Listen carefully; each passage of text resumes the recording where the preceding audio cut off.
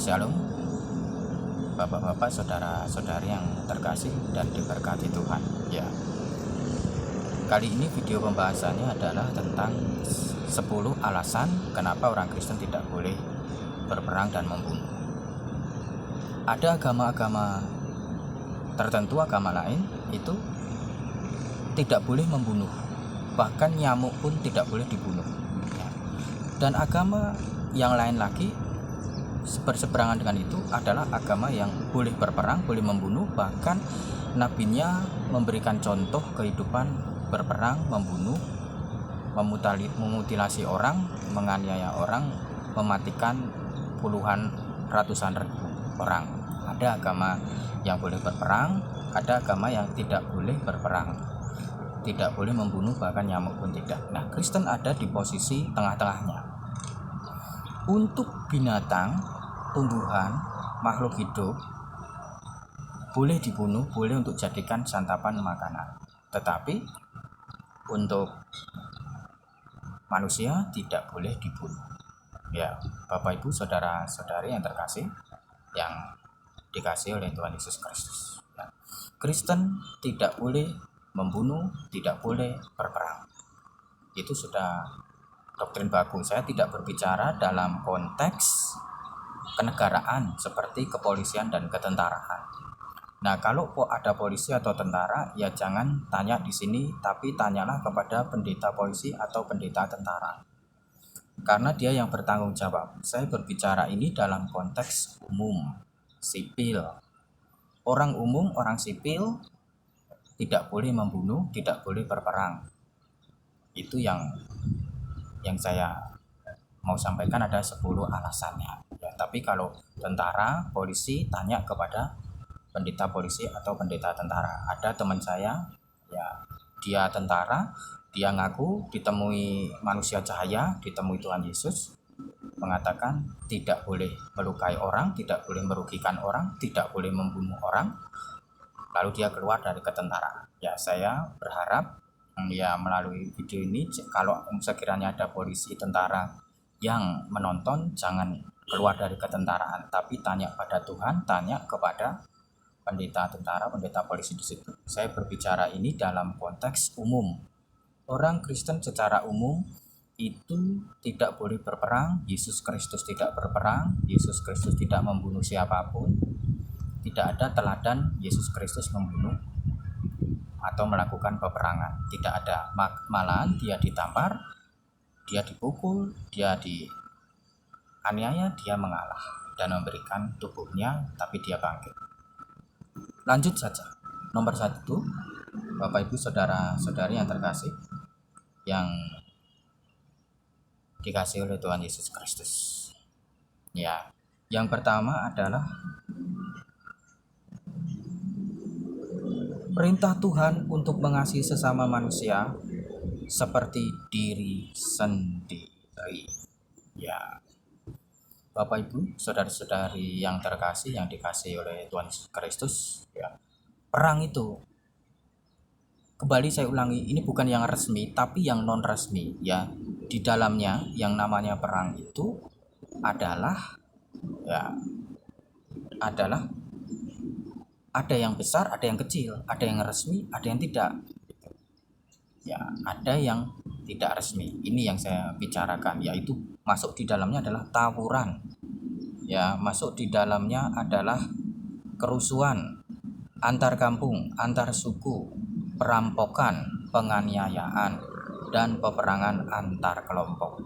Jadi yang sipil, yang umum, yang masyarakat, ya di dalamnya tadi ada tawuran, perang antar kampung, antar suku, perampokan, ya segala yang umum ada di masyarakat, yang di dalamnya diisi dengan pembunuhan, penganiayaan, penderitaan, luka melukai, rampas merampas, pemerkosaan, sadisme, mutilasi dengan menggunakan kekerasan fisik. Padahal perintah Tuhan itu adalah supaya kasihilah sesamamu manusia. Saya bacakan Matius 5 ayat 43. Tetapi aku berkata kepadamu, kasihilah musuhmu dan berdoalah bagi mereka yang menganiaya kamu. Itu dilanjutkan di dalam Matius 19 ayat 19. Matius 22 ayat 39, Markus 12 ayat 31, Lukas 10 ayat 27, Roma 13 ayat 9, Galatia 5 ayat 14, Yakobus 2 ayat 8. Tuhan memerintahkan untuk mengasihi sesama manusia. Kasihlah sesama manusia, bahkan di sini dikatakan kasihlah musuhmu. Bagaimana relevansinya menganiaya orang, sadisme, memutilasi orang, berperang, memotong kepala orang, memotong tangan orang, menyembelih orang, itu menjadi suatu apa hubungannya dengan kasih? Tidak ada. Tuhan memerintahkan orang Kristen itu untuk mengasihi Tuhan, mengasihi sesama, bahkan mengasihi musuh. Saya berbicara yang pertama ini adalah pasifnya. Jadi di dalam hati kita, di dalam diri kita itu hanya ada kasih. Kita hanya mengasihi kepada siapapun. Kita nih perasaan yang ada ini hanya kasih. Tidak ada membenci orang, tidak ada perasaan kebencian, tidak ada perasaan dendam, tidak ada perasaan yang negatif kepada orang lain. Ini berbicara tentang pasifnya dulu. Nomor satu adalah alasan Tuhan memerintahkan untuk mengasihi. Tidak ada peperangan. Itu ya adalah pasifnya. Lalu yang kedua adalah aktifnya. Perintah Tuhan adalah melawan balik kekerasan dengan mengasihi, bukan justru melawan balik dengan balas kekerasan. Itu Matius 5 ayat 39 sampai 44. Tetapi aku berkata kepadamu, janganlah kamu melawan orang yang berbuat jahat kepadamu, melainkan siapapun yang menampar pipi kananmu, berilah juga kepadanya pipi kirimu. Dan kepada orang yang hendak mengadukan engkau karena mengingini bajumu, serahkanlah juga jubahmu. Dan siapapun yang memaksa engkau berjalan sejauh 1 mil, berjalanlah bersama dia sejauh 2 mil. Berilah kepada orang yang meminta kepadamu, dan janganlah menolak orang yang mau meminjam daripadamu. Ini tindakan aktifnya. Ya, jika engkau ditampar, berikanlah pipi kananmu. Pipi kiri berikan pipi kanan berikan pipi kiri. Dirampok jubahmu, berikan pakaianmu. Dirampok bajumu, berikan jubahmu. Ya, jadi ada tindakan aktif. Tuhan tidak memerintahkan untuk membalas dengan kekerasan fisik, tetapi justru membalas dengan kebaikan. Itu ajaran Yesus Kristus. Jadi tidak ada perubahan. Ya, di dalam Yesus Kristus tidak ada perang. Orang Kristen tidak boleh berperang, tidak boleh membunuh orang, bolehnya hanya mengasihi secara pasif. Yang kedua secara aktif. Baru yang ketiga saya akan bacakan. Alasan kita tidak boleh berperang dan membunuh orang adalah nomor 3, perintah Tuhan adalah membela diri dengan kata-kata yang lemah lembut dan sopan. 1 Petrus 3 ayat 15, tetapi kuduskanlah Kristus di dalam hatimu sebagai Tuhan dan siap sedialah pada segala waktu untuk memberi pertanggungan jawab kepada tiap-tiap orang yang meminta pertanggungan jawab dari kamu tentang pengharapan yang ada padamu, tetapi haruslah dengan lemah lembut dan sopan. Tuhan memerintahkan kita membela diri dengan kata-kata boleh, tetapi lemah lembut dan sopan. Jadi kalau diserang, dilawan, boleh kita melawan dengan kata-kata yang lemah lembut. Sebenarnya bukan melawan ya, tetapi memberi pertanggungjawaban. Kalimatnya bukan melawan ya, tetapi memberi pertanggungjawaban. Artinya boleh berbicara, hanya berbicara sebatas menggunakan mulut boleh. Sebatas menggunakan mulut boleh, tetapi itu juga dengan lemah lembut dan dengan sopan ya, tidak dengan kekerasan. Apalagi berbicara kata-kata negatif ya, omong-omong yang kotor itu tidak boleh ya. Di dalam Yesus Kristus itu tidak ada yang seperti itu. Langsung yang keempat, kenapa kita tidak boleh berperang? Kita tidak boleh membunuh orang. Perintah Tuhan adalah membela diri dengan cara lari, pergi. Ya. Matius 10 ayat 23. Apabila mereka menganiaya kamu dalam kota yang satu, larilah ke kota yang lain. Karena aku berkata kepadamu, sesungguhnya sebelum kamu selesai mengunjungi kota-kota Israel, Anak Manusia sudah datang. Apabila mereka menganiaya kamu dalam kota yang satu, larilah ke kota yang lain. Tuhan memberikan perintah, kalau kau dianiaya, kau diserang, kau dijahati, lari saja. Lari ke kota yang lain, lari ke tempat yang lain. Misalnya kok kita orang tinggal di Pekalongan, lalu umpama kita dianiaya, ya tidak usah balas memerangi, tidak usah balas melawan, membunuh, menggunakan kekerasan secara fisik, tidak usah, mengalah saja, pergilah, misalnya pergi ke Semarang, dari Pekalongan ke Semarang, atau pergi ke Singapura. Nah kalau di Singapura masih diserang juga, pergi ke Amerika. Cari tempat-tempat yang damai, pasti ada tempat-tempat yang damai ya, ada tempat-tempat yang tenang. Cari tempat-tempat yang tenang, jauhilah peperangan, jauhilah membunuh orang. Ya, yang kelima, kita tidak boleh berperang dan tidak boleh membunuh orang karena orang pembunuh tidak dapat masuk ke dalam kerajaan surga. 1 Yohanes 3 ayat 15.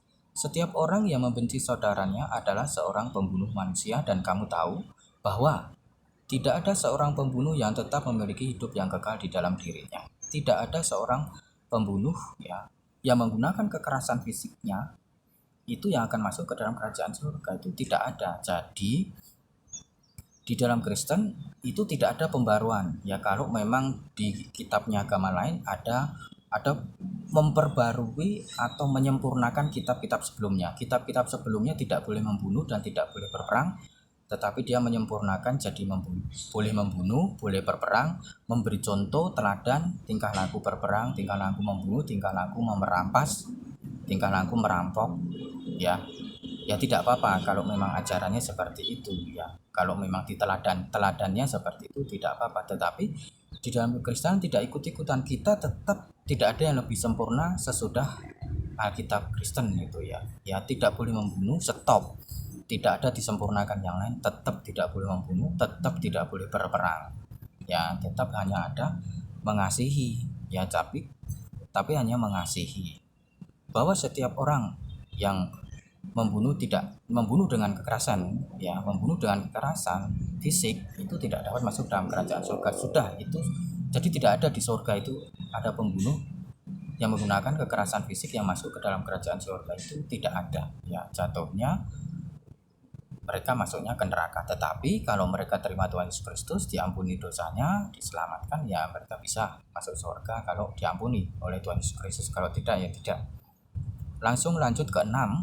Alasan orang Kristen tidak boleh berperang adalah karena peperangan kita bukanlah melawan sesama manusia, tetapi melawan iblis, setan yang mempengaruhi umat manusia untuk berbuat jahat. Yang berperang kita bukan perang fisik kekerasan ya. Itu tertulis di Efesus 6 ayat 12. Karena perjuangan kita bukanlah melawan darah dan daging, tetapi melawan pemerintah-pemerintah, melawan penguasa-penguasa, melawan penghulu-penghulu dunia yang gelap ini, melawan roh-roh jahat di udara. Jadi peperangan kita bukan melawan manusia, darah dan daging, bukan, tetapi melawan setan-setan yang mempengaruhi orang-orang itu untuk berbuat jahat. Jadi Tuhan itu tidak mau ya kita memerangi manusia. Tidak boleh, tidak ada kata perang kekerasan. Yang ada adalah mengasihi manusia dan berperangnya melawan setan. Lalu yang ketujuh, saya akan membacakan. Kenapa kita tidak boleh berperang dan membunuh? Karena semua manusia adalah keturunan Henokh. Itu tertulis di dalam 2 Petrus 3 ayat 9. Tuhan memerintahkan kita ya supaya kita itu tidak boleh berperang ya. Karena semua manusia itu keturunan Nuh. Nah, Nuh itu adalah keturunannya Henokh. Siapa Henokh? Henokh adalah orang yang bergaul karib dengan Tuhan. Orang yang akrab dengan Tuhan, yang hidupnya benar. DNA Henokh itu ada di dalam DNA semua manusia, karena semua manusia keturunan Henokh. Jadi siapa tahu ada DNA kebaikan di dalam diri manusia, dia akan bertobat. Sabar dulu. Jangan membunuh orang, jangan memerangi orang, karena siapa tahu dia bisa bertobat dari kejahatannya. 2 Petrus 3 ayat 9. Tetapi ia sabar terhadap kamu karena maksudnya Tuhan ya. Tetapi Tuhan sabar terhadap kamu karena Tuhan menghendaki supaya jangan ada yang binasa, melainkan supaya semua orang berbalik dan bertobat ya. Tuhan menghendaki karena ada kebaikan di dalam diri setiap orang, karena adalah keturunan Henokh setiap orang itu. Semoga saja bertobat, semoga saja baik itu ya. Jangan dibunuh, jangan diperangi. Alasan yang ke-8 kenapa kita tidak boleh membunuh orang dan tidak boleh berperang adalah karena orang jahat itu akan dihukum oleh alam sendiri. Tidak usah kau lawan orang jahat, tidak usah kau lawan orang yang menjahatimu, karena dia akan dihukum oleh alam sendiri. Amsal 11 ayat 25. Siapa banyak memberi berkat, diberi kelimpahan. Siapa memberi minum, ia sendiri akan diberi minum. Amsal 11 ayat 17. Orang yang murah hati berbuat baik kepada diri sendiri, tetapi orang yang kejam menyiksa badannya sendiri. Jadi orang baik dia akan dapat berkat kebaikan dari perbuatan baiknya. Dan orang yang menyiksa orang lain, dia menyiksa badannya sendiri. Itu seperti kita lemparkan batu ke atas, jatuh ke bumi, lemparkan ke atas, balik lagi jatuh ke bumi, lemparkan ke tembok, bola tenis itu balik ke arah orang yang melemparnya. Jadi seperti tabur tuai. Jadi hukum tabur tuai ya, hukum alam. Jadi kalau orang jahat sudah tidak usah dijahati, tidak usah dibalik, dia akan tertimpa oleh kejahatannya sendiri. Tidak boleh berperang, tidak boleh membunuh orang, karena dia akan dihukum oleh dirinya sendiri dan dihukum oleh alam semesta. Yang kesembilan dulu ya. Kesembilan alasan kita tidak boleh berperang dan membunuh adalah mereka akan dihukum oleh Tuhan. Ini Tuhan beda ya. Kalau tadi alam dihukum oleh alam dan manusia, kalau ini dihukum oleh Tuhan. Roma 12 ayat 18 ayat 20. Sedapat-dapatnya kalau hal itu bergantung padamu, hiduplah dalam perdamaian dengan semua orang. Saudara-saudaraku yang kekasih, janganlah kamu sendiri menuntut pembalasan, tetapi berilah tempat kepada murka Tuhan, sebab ada tertulis, pembalasan itu adalah hakku, akulah yang akan menuntut pembalasan, firman Tuhan. Tuhan yang memberikan penghakiman, hanya Tuhan yang boleh menghakimi, jadi kita tidak boleh jadi hakim. Terus kita menghakimi orang kemana-mana, kita menghukum orang kemana-mana, menyalahkan orang kemana-mana. Ya sudah, ya biar Tuhan yang menghukum, biar Tuhan yang campur tangan. Kita tugasnya adalah mengampuni dan mengasihi, karena itu adalah haknya Tuhan. Tuhan itulah hakim, sedangkan kita itu bukanlah hakim. Ya ketika zaman Abraham itu ada Sodom Gomora, Abraham itu tidak menghancurkan Sodom Gomora, Tuhan yang menghancurkan Sodom Gomora, Abraham tidak. Ya, jadi memang penghakiman itu bukanlah haknya manusia, itu haknya Tuhan. Sudah biarkan saja dia dihukum oleh Tuhan. Kalau kepada orang jahat, tidak usah dilawan, jangan berperang. Lalu yang ke-10, Yesus datang bukan untuk membunuh tetapi menyelamatkan. Bapak Ibu saudara-saudari yang terkasih, yang dikasihi oleh Tuhan Yesus Kristus, itu tertulis di dalam Yohanes 12 ayat 47. Ya, bahwa Yesus datang bukan untuk membunuh tetapi untuk menyelamatkan. Aku datang bukan untuk menghakimi dunia melainkan untuk menyelamatkannya. Yohanes 3 ayat 16. Karena begitu besar kasih Tuhan akan dunia ini sehingga ia telah mengaruniakan anaknya yang tunggal, supaya setiap orang yang percaya kepadanya tidak binasa melainkan beroleh hidup yang kekal. Jadi Tuhan Yesus itu datang bukan untuk membunuh, tidak ada teladan yang Tuhan Yesus berikan itu Tuhan Yesus membunuh siapa, itu tidak ada. Ya waktu Tuhan Yesus menghadapi peristiwa salib, dia mengampuni mereka, Bapa ampunilah mereka karena mereka tidak tahu apa yang mereka perbuat. Jadi ajaran Kristen itu, inilah 10 alasan kita tidak boleh berperang dan membunuh orang. Saya ulang sebagai kesimpulan, sebagai penutup untuk sesi kali ini ya. Kenapa kita tidak boleh berperang? Alasannya adalah 10 kita tidak boleh berperang. Ya, 1, perintah Tuhan untuk mengasihi sesama manusia seperti dirinya sendiri secara pasifnya. Yang kedua, perintah Tuhan adalah melawan balik kekerasan dengan mengasihi, bukan justru dengan balas kekerasan fisik. Ini secara aktif. Yang kedua, perintah Tuhan adalah kita membela diri itu dengan kata-kata yang lemah lembut dan sopan. Yang keempat, perintah Tuhan adalah membela diri dengan cara supaya kita lari. Yang kelima, orang pembunuh tidak dapat masuk ke dalam kerajaan surga. Yang keenam, karena peperangan kita bukanlah melawan sesama manusia tetapi melawan iblis, setan yang mempengaruhi umat manusia untuk berbuat jahat. 10, semua manusia adalah keturunan Henokh yang memiliki DNA yang baik. Yang ke-8, setiap orang jahat akan dihukum oleh alam sendiri. Yang ke-9, setiap orang jahat akan dihukum oleh Tuhan. Yang ke-10, Tuhan Yesus datang bukan untuk membunuh siapapun, ya, tetapi dia datang untuk menyelamatkannya. Terima kasih. Tuhan Yesus memberkati.